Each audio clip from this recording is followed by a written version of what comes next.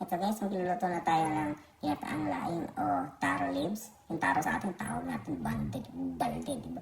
Ewan ba? Tapos dito, nililinis ako na nga yung bawang.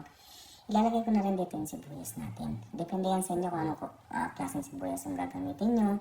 Kung purple, white onion, yellow, depende yan sa inyo. Tanong nyo lang sa nanay nyo, total malalaki na naman kayo.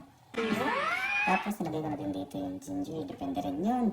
Kung anong klaseng ginger yung gagamitin nyo. Kung luma ba, bago, bulok na, bahala kayo. Ayan, niluto ko lang yan. Susunod dito, nilagay ko na rin yung minarinated pork.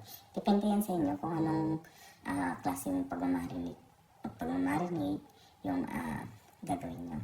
Sa akin, natural lang ang toyo, sibuyas, bawang, salt and pepper to taste, ketchup, ganun lang. Simple lang. Then, hintay lang natin maluto yung pork natin minarinate. Mga about 5 minutes, I think. Ganyan, halu-haluin lang natin. Yan. Depende nga lang. Siguro mga 3 to 5 minutes, maluto na yan siguro. Mga ganun. Di ko lang kasi sure eh.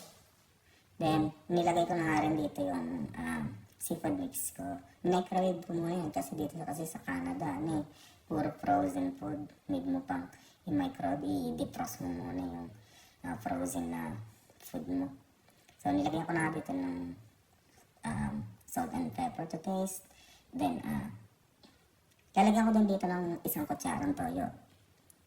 1 kutsarang toyo lang nilagay ko kasi pag dinamihan nyo ng toyo, mag-aaway lang kayo ng misis nyo. Kasi pag tinuyo kayo pareho, ay wala na. Finish na.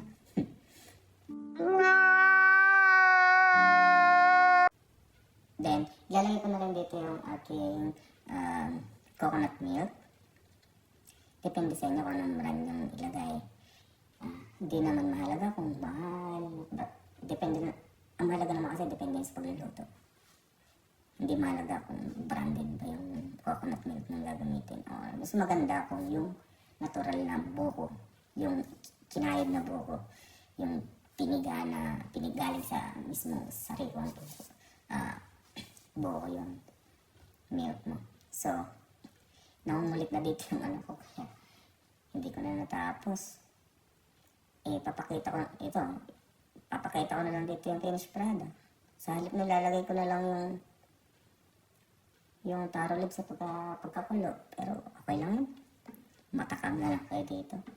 Yan. Diba? Yan. So, hope you enjoy guys. See you.